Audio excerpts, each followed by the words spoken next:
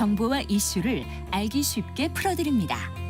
대한민국 경제 고수와 함께 투자의 맥을 짚는 KBS 1라디오 경제쇼. 진행의 성기영 아나운서입니다. 추석 이후 비트코인을 비롯한 가상자산 시장은 미 연준의 빅컷 효과로 모처럼 상승세를 보여주는데요. 여기에다 또 민주당 대선 후보죠. 미국의 그 카말라 해리스 부통령도 이 가상자산에 대한 친화적인 발언을 하면서 시장에 대한 긍정적인 전망을 더해줬습니다. 그런데 이번 주 이제 중동발 리스크로 인해서 글로벌 금융시장이 이 가상시장 포함해서 큰 변동성 보이고 있는데요. 앞으로 가상자산 시장에 대한 전망 해보겠습니다. 오태민 건국대학교 정보통신대학원 겸임교수 스튜디오에 모셨습니다. 반갑습니다. 안녕하세요. 자, 일단 먼저 비트코인 가상자산 시장을 좀 살펴볼까요? 네. 중동발 지정학적 리스크에 큰 변동성을 보였다. 이렇게 이제 지금 뉴스에 나오고 있고 실제로 투자하시는 분들은 깜짝 놀라셨을 것 같아요. 네. 시장 그 흐름을 좀 살펴봐 주세요. 네, 그래서 분위기 좋았습니다. 말씀하신 네. 대로 그 빅컷이 있었고, 네. 그다음에 민주당의 해리스 부통령도 디지털 자산 지원하겠다 그래가지고 6만 5천 달러 네. 막 뚫을 것 같은 분위기였는데 네. 갑자기 이제 10월 들어서 원래 10월을 우리 비트코인 업계에서는 업토버라고 부르거든요. 업토버. 네, 그러니까 10월마다 가격이 올랐습니다. 올랐다. 옥토버를 맞아서 업. 업토버인데 네. 그냥 억토버가 됐습니다. 업 소리 난다. 네. 미사일이 속상해서. 날라오니까 갑자기 하루 만에 뭐 근데 6만 달러는 안 깨지고 오늘 반등하고 있습니다. 그렇죠. 다행히. 오늘 1% 조금 넘게 오르는 것 같기도 하던데 조금 전에 들어올 때까지 네. 제가 봤거든요. 네. 그런데 가장 많이 올랐을 때가 언제였죠? 역사적 최고점은 얼마였죠? 7만 1,000달러 정도 됐습니다. 그러니까 올해 2월에 1억 예.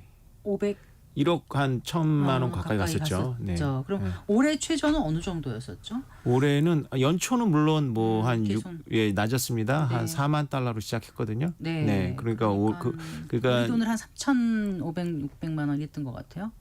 아니요, 그보다 높았죠. 그랬나요? 네, 그 작년 얘기군요. 작년이군요. 2023년 네. 4월에 그랬고. 올해 네. 초에 한 6천만 원 시작해가지고. 맞아요. 네. 제가 실수했습니다. 네. 그러다가 계속 한 9월 초 그때는 많이 빠져 있었죠. 그때 7월에 그 블랙 먼데이 때 이제 8월 7천만 5일에 블랙 먼데이. 예. 블랙 먼데이 때 7천만 원이 깨질 뻔하다가 회복을 바로 했고요. 네. 그리고 뭐 지금까지 그냥 뭐 별로 안 좋게 이렇게 좀 비실비실하게 오고 환자처럼. 네, 그런데 이제 빅컷 있으면서 한 8,700만 원 이렇게 넘어가다가 갑자기 급락하다가 오늘 약간 좀 그나마 이제 회복세를 보이고 있는 것 같은데. 근데 금리 인하, 그러니까 빅컷의 수혜를 가장 많이 본 것 중에 하나가 비트코인 아니겠습니까? 그렇죠. 그 이유가 왜 그런 건지 좀 분석을 해주신다면요. 2022년도에 이제 비트코인 거품이 꺼졌을 때. 그때 이제 연준의 그 고금리가 시작을 했습니다. 그래서 이제 고금리에 가장 강한 직격탄을 맞아서 그게 이제 각인이 된 것 같아요. 그래서 이 업계가 금리만 내려라 뭐 이런 주문을 외운 거죠. 그래서 금리가 실제로 이제 요번에 내린 게 중요하지만 이제 방향이 전환된 거잖아요. 이제 앞으로 금리를 계속 내릴 거다라는 방향이 정해졌으니까 크게 반영이 돼서 6만 달러를 오랜만에 뚫고 6만 2천 바로 올라갔었죠. 네. 그러면은 지금 사람들 머릿속에는 금리가 오르면 비트코인 가격은 좀 내리고, 떨어지고 금리가 내려가면 비트코인 가격은 오를 거라고 생각하는데 이제 정책 변화 피벗이 있었으니까 이제는 좀 오를 거다라는 심리가 퍼져 있었던 거죠. 그래요. 그런데 그 앞으로 그러면 어느 정도 오를 수 있을지 좀 전망을 해보려면 미국의 통화 정책에 당연히 이제 관심을 갖게 되지 않습니까? 9월 19일에 이제 빅컷을 미국에 단행했단 말이에요. 근데 앞으로 FOMC 회의가 올해 2차례 남았다면서요. 네. 근데 그 전에 이제 파월 연준 의장이 그 FOMC 회의 이후에 한 열흘 정도 지나서 금리에 대한 그 자신 어떤 견해를 시장에 얘기하지 않았습니까? 근데 더 이상 4분기에는 금리 인하를 서두르지 않겠다 이런 표현을 해서 지금 시장의 관심을 받고 있거든요. 어떻게 해석을 해야 될까요? 근데 사실 비트코인이나 가상화폐에서는 지금 이 정도 연준이 해준 것만도 괜찮다고 보고 있어요. 왜냐하면 원래 올해가 금리랑 무관하게 굉장히 그 중요한 해거든요. 네. 4년 만에 있는 반감기에 이제 4분기로 들어서고 있거든요. 네. 보통 잘못 알고 있는 게 반감기가 있으면 바로 반영이 될 거라고 생각을 하는데 반감기 때 많이 오르는데 네. 한 늦게는 1년 있다 오릅니다. 짧게는 한 7, 8개월 있다가 오르는 거거든요. 네. 그래서 이제 10월을 업토버라고 부르는 것도 그거와 관련이 있기 때문인데 이제 대선이 11월이니까 대선을 전후로 크게 이제 변동성이 있을 거라고 보고 있죠. 네. 미국 대선. 네. 지금 이제 대선이 중요한 건데 네. 그러면 어느 쪽이 되느냐에 따라서 방향성이 달라질 거라고 보시는 거예요? 아니면 누가 되든 비트코인한테는 괜찮을 거라고 보시는 거예요? 어떻습니까? 어려운 질문입니다. 여태까지 비트코인 반감기는 4년마다 있었는데요. 네. 묘하게도 미국 대선하고 같은 해였습니다. 그래서 네. 여태까지는 미국 대선을 전후로 해서 다 올랐어요. 근데 이번에는 트럼프 전 대통령이 되는 것과 민주당 해리스 부통령이 되는 것과 좀 양태가 달라질 거라고 보고 있는데요. 트럼프 대통령이 비트코인을 정치적 쟁점으로 삼았거든요. 네. 그래서 트럼프 대통령이 되면 제 생각에는 6개월이나 1년 오를 거를 한 달 안에 다 반영해서 오를 거라고 보고 있습니다. 그러니까 이제 트럼프 후보는 일단 자신도 자산의 일부를 비트코인으로 갖고 있다고 공개적으로 얘기를 했죠. 네, 그러니까 비트코인이 정확하지는 않은데 암호자산을 암호자산. NFT나 이런 것도 발행했었고요. 네. 그 가족이 네. 지금 아들들이 디파이나 이런 거에 관심이 있고 출시도 하고 그러고 있습니다. 네, 그 뭐 100만 달러 규모의 이더리움 보유 중이다라고 본 것 같아서 제가 이제 여쭤본 거고요. 부통령 후보는 갖고 있어요. 투자하고 있어요. 비트코인에. 네. 그러니 이제 후보 대통령 후보, 부통령 후보가 다 그렇게 이제 러닝메이트가 갖고 있으니까 그리고 실제로 업계 친화적인 입장을 공개적으로 보이고 있는데 그러면 이제 해리스 부통령은 어떻게 보시는 거예요? 여태까지는 별 움직임이 없었어요. 네. 그냥 민주당에서 여러 의견이 올라왔는데 가상자산 그 투자자들이 꽤 되니까 그 표심을 잃으면 안 된다 해서 좀 방향을 전해야 된다라는 의견들이 올라왔는데 해리스 부통령이 뭐 이렇게 강한 의견을 내지는 않았었는데 몇 주 전에 이제 지난주에 발표를 했었죠. 그 AI하고 디지털 자산을 후원하겠다. 그 투자자 후원자 모임에서 이런 말씀을 하셨습니다. 그러니까 그동안 입장을 특별히 드러내지 않다가 9월 22일인가 그때 이제 디지털 자산과 같은 혁신 기술을 장려하는 동시에 소비자와 투자자를 보호할 것이다. 그래서 직접적으로 이제 언급을 한 거잖아요. 그러면 그럼에도 불구하고 구체적인 내용은 전혀 없어요. 그러니까 트럼프 쪽은 구체적인 내용 계속 얘기하고 있거든요. 채굴을 다 가져오겠다든가, 그 다음에 절대 팔지 않겠다든가. 그러니까 국가는 계속 비트코인이 들어옵니다. 왜냐하면 범죄 수익을 통해서 들어오는데요. 그런 거를 계속 팔아왔는데 그걸 안 판다거나 전략적으로 비축한다거나 남은 채굴량을 전부 미국이 채굴하게 한다거나. 어떻게 할 수 있어요? 그거는 남은 채굴량을 미국이 다 한다는 거는요? 그건 아주 되게 재밌는 부분인데요. 비트코인은 각 국가의 우리나라를 포함해서 정부들이 아직 미온적이거나 되게 유보적이잖아요. 그래서 미국이 비트코인 친화적인 정책만 만들면 미국으로 다 몰려가게 되어 있습니다. 왜요? 그 간섭도 많고 규제도 많고 하기 때문이죠. 근데 채굴 같은 거는 미국이 조건이 좋아요. 왜냐하면 미국에는 셰일가스가 많이 남고 있는데 셰일가스 처리를 못합니다. 왜냐하면 송유관이 없어서 생산지에서 소비지까지 그 저렴하게 옮길 수 있는 방법이 없는데요. 비트코인은 트럭에다가 채굴기를 싣고 그 가스를 버리는 곳에 가가지고 그냥 채굴해 버리거든요. 그러니까 여건이 더 좋은 거군요. 그렇죠. 미국은 여건이 아주 좋습니다. 네, 그렇군요. 그렇게 이제 그러니까 구체적인 거를 트럼프 후보는 내고 있는데 해리스는 그렇게 내고 있지는 않지만 지금 이번에 미국 상하원에서 발의된 법안이 비트코인 관련한 게 꽤 많이 나와 있는 거로 봐서는 어쨌든 전반적으로는 비트코인 친화적으로 좀 가고 있다는 생각이 들기는 해요. 근데 트럼프 전 대통령이 워낙에 비트코인에 대해서 드라이브를 강하게 걸어서 그렇지 사실 이 민주당 정부가 반비트코인은 아니에요. 그러니까 민주당의 일부 의원들 비트코인이 북한이 미사일을 사는데 쓰니까 하면 안 된다 이렇게 강하게 엘리자베스 워런 같은 상원의원이 강하게 목소리를 내는 것뿐이지 지금 민주당 정부 아래서 비트코인 ETF 통과했죠. 이더리움 ETF 통과하고 했죠.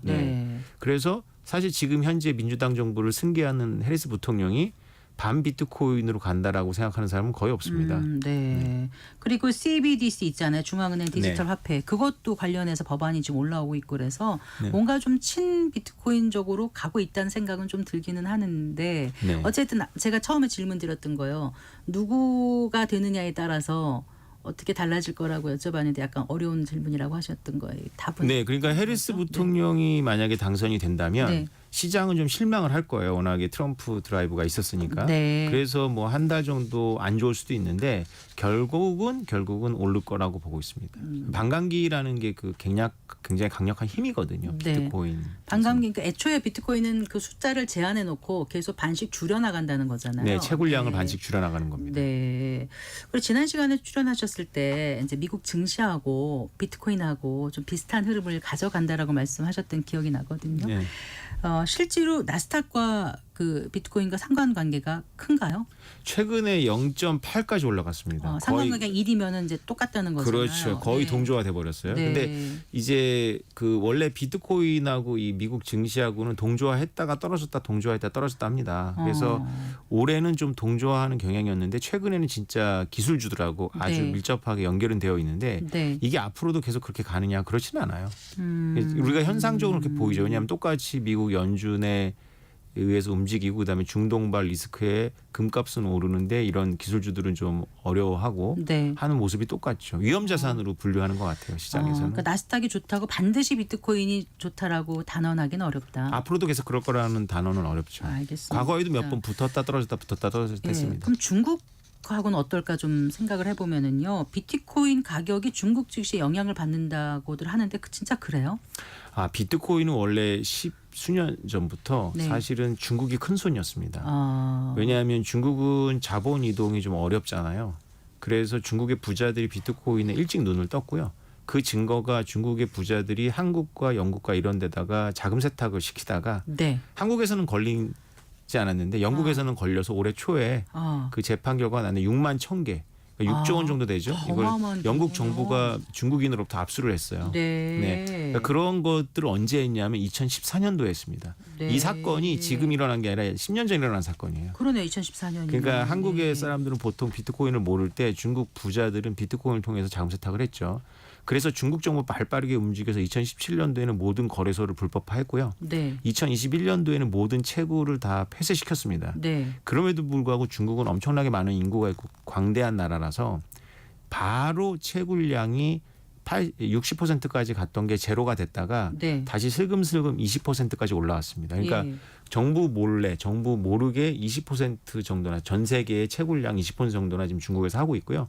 중국인들이 거래소가 없어도 그 스테이블 코인 같은 걸 이용해서 네. 다 지금 비트코인 거래를 하고 있습니다. 그래서 중국 시장이 자산 시장이 좋으면 비트코인이나 가격에도 긍정적일 거라고 생각을 하죠. 그러니까 요즘 대규모 경제 부양책이 나오면서 중국 증시가 정말 네. 급등하지 않았습니까? 그렇습니다. 그러면 중국 증시 화랑이 되면 비트코인 가격도 어떤 형태로는 좀 좋은 쪽을 뛸 거라는 생각이신 거죠. 그렇죠. 원래 이게 저금리가 그 경제 공황을 이제 예비한 거다 해서 이제 약간 두려움도 있었잖아요. 게다가 이제 일본 총리가 좀 매파적인 발언을 해서 네. 새로 바뀐 총리가 그래서 엔캐리가 청산될 거다라는 그런 두려움이 있었는데 네. 그게 또 분위기가 바뀌고 있죠. 엔캐리 청산은 좀 그렇게 두려울 만한 게 아니다. 지금 네. 총리가 또 뭐 환경이 안 좋다 뭐 이렇게 얘기를 했으니까 그래서 진짜 위험 요소는 이제 그런 요소가 있었는데 네. 그런 요소를 제하고 보면 지금 4분기 2024년 4분기가 나쁠 이유가 없어요. 전통적으로 보면 이제 비트코인 채굴량이 반감하고 나서 네. 대략 한 10개월 정도 지나면서 크게 네. 뛰거든요. 그러니까 우리 반감한 게 올해 3월이었나요? 4월이었습니다. 네. 네. 그러면 이제 6개월 지나면 대충 이제 감은 잡히는데 옥토버라고 하셨지만 근데 7말 8초에 아까 그 블랙 먼데이처럼 정말 심하게 이제 출렁이지 않았습니까? 네. 그런데 뭐 과도한 우려란 지적이 있긴 했지만 그래도 가장 취약한 게 비트코인 아닌가 이런 괜한 그 우려를 갖게 돼요. 변동성이 큰 자산이라서. 근데 실제로 과거에 그 지정학적 위기가 노출됐을 때 비트코인이 반드시 내렸던 건 아니죠. 아니요. 거의 오히려 지정학적 위기가 오면 거의 제일 오히려 먼저 내립니다. 내렸어요? 예, 우크라이나 전쟁 시작하고도 네. 실망스럽게도 우크라이나 전쟁에서 비트코인을 사용했거든요. 네. 검증을 했는데도 불구하고 비트코인 가격이 계속 추세적으로 하향했습니다.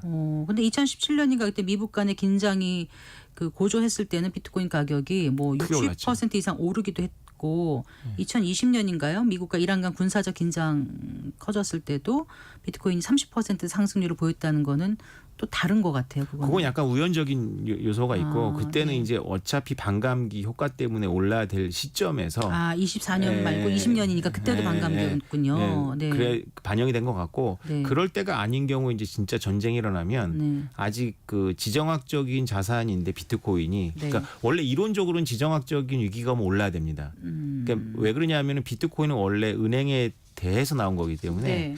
그 전혀 무관한 은행들이 망해도 비트코인은 반드시 오르거든요. 거의. 오히려 자산 도피처가 될 수 있는 거라 생각을 하잖아요. 각인 효과가 있어요.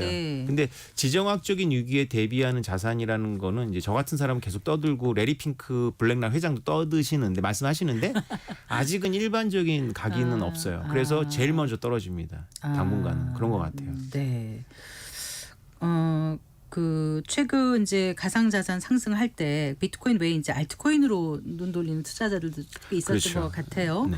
근데 어쨌든 이 알트코인 들어가는 게 심리적으로 부담이 적고 실제로 부담이 적으니까 들어가긴 하지만 따라가는 게 그냥 계속 같은 흐름으로 갈 수 있을지 좀 옥석가리기를 잘해야 되지 않을지 이런 생각도 들어서 여쭤봐요. 어떻게 하는 게 좋을지요. 그렇죠. 알트코인을 많이 합니다. 왜냐하면 비트코인은 이미 한 개당 8천만 원 넘었기 때문에 그러니까요. 네. 중산층 이하의 그 분들이 비트코인을 물론 한 개 안 사도 되지만 네. 그 비트코인 투자엔 상당히 이렇게 저항감이 있어요. 그래서 알트를 이제 투자를 하는데 알트를 투자할 때 미리 옥석을 가려서 네. 많이 오를 걸 미리 투자하는 경우는 많이 없고요. 네. 오르기 시작하면 이제 막 뉴스가 나오거든요. 100배 네. 오른 거, 1000배 오른 거. 그럼 그때 들어가시죠. 그때 들어가면 좀 굉장히 어렵습니다. 네. 그리고 이제 젊은 분들이 또 많이 하는데 그런 분들이 얼마 그 가처분 소득이 얼마 없다 보니까 몰빵을 하는 경향이 있어요. 분산하지 않고. 그래서 될성 싶은 거 한두 개 몰빵했다가 많이 잃어버리죠. 그럼에도 불구하고 알트가 중요한 게 네. 올해 엔비디아가 성적이 좋고 뭐 다 그런데 사실 비트코인 금 다 30% 이상 오늘 가격으로 대비해도 연초 대비 올랐거든요. 근데 100% 이상 오른 거는 이더리움이에요. 그러니까 이더리움이 지금 요새 안 좋아서 사람들의 이미지는 이더리움이 별로 성과가 없다고 생각하지만 연초 대비 지금 100% 이상 오른 거거든요. 오히려 더 많이 수익률을 낸 거군요. 네, 그래서 원래 추세가 비트코인이 쭉 끌어올리면 소고름으로 끌어올리거든요. 네. 그러면 굉장히 빠른 속도로 이더리움이 따라 올라갑니다. 우보천리란 말이. 그렇습니다. 이더리움보다 더 빠른 속도로 이더리움에 도전하는 솔라나나 이런 것들이 더 빨리 오니까 우리는 네. 이제 나중에 화려한 불꽃놀이만 기억하게 되는 거죠. 그래서 알트들이 굉장히 화려하니까 막 대단히 많이 오른 것 같은데 네. 그건 그 일주일 한 달씩을 보면 많이 오른 건데요. 네. 장기로 1년을 놓고 보면 이더리움 성적이 괜찮아요. 그래도 알트 중에서 좀 이런 거는 좀 하면 안 된다 이런 게 있을까요? 혹시? 예, 대부분 하면 안 됩니다. 해도 되는 걸 이제 꼽는 게 이제 더 낫겠죠. 워낙에 숫자가 많으니까. 네, 알겠습니다. 자, 일단 비트코인 반감기가 이제 올 4월에 있었고 원래 역사적으로는 한 10월 이 정도 좀 지나가야 이제 상승을 하는데 대선 이런 맞물리고 여러 가지 생각을 좀 해봐야 되는데 보시기에는 좀 오를 쪽으로 지금 보고 계시는 거고 특별한 지정학적 리스크가 아주 크지 않는 한 괜찮을 거라고 저는 이제 받아들였거든요. 네, 맞습니다. 자, 투자자들이 앞으로 어떤 걸 조금 더 지켜보면 좋을지 주의할 점은 또 있으면 꼭 당부 말씀하실 거 있으면 해주세요. 그 비트코인은 늘 신규 투자자들이 있어서 반복되는 안 좋은 뉴스를 반영을 해요. 근데 이제 반복되는 안 좋은 뉴스를 반영할 때 좀 주의하셔야 돼요. 왜냐하면 똑같은 그 충격을 받지는 않거든요. 그러니까 시장에 이제 학습 효과가 일어나고 에너지가 응축되고 있습니다. 그래서 이란이 미사일을 쏴서 많이 떨어졌거든요, 그날. 근데 지금 회복하고 있어요. 그러니까 이런 뉴스가 지나간다는 거죠. 그럼 또 이런 만약에 사건이 일어나면 또 똑같이 많이 떨어질 거냐? 그렇지 않더라는 거죠. 좀 둔감해지는 거예요. 그렇죠. 네. 그러면서 에너지가 응축되니까 원래 비트코인은 자기 스케줄이 있거든요. 4년마다. 길을 가는데 그렇죠. 네. 잠깐 흔들릴 때는 좀 지켜보다가 좀 시장이 좀 내성이 생겼다 그럴 때는 같은 악재라도 그렇죠. 과감하게 할 수도 있다 이런 말씀이신 것 같아요. 네. 그래서 진짜 투자자들의 진짜 위험은 지금이 아니고요. 네. 모두가 비트코인을 막 사려고 할 때 크게 올랐을 때 올 초. 그렇죠. 내년 한 봄쯤 예상이 되는데요. 네. 막 그때는 이제 비트코인 저 같은 사람들 막 스케줄이 막 너무 많습니다. 네. 이런 경우에는 진짜 위험해요. 이게 한꺼번에 반영했기 때문에 또 크게 올랐기 때문에 크게 떨어지거든요. 네. 그럼 지금은 아주 바쁘지 않으시면 지금이 괜찮은 때로. 지금은 그렇죠. 지금은 이제 슬슬 바빠지는데요. 네. 지금은 그래도 아직 괜찮습니다. 네. 일단 투자자들께서 그 행간을 잘 읽어서 선택을 하시는 게 좋을 것 같습니다. 말씀 잘 들었습니다. 고맙습니다. 네, 감사합니다. 네, 오태민 건국대학교 정보통신대학원 겸임교수와 함께했습니다.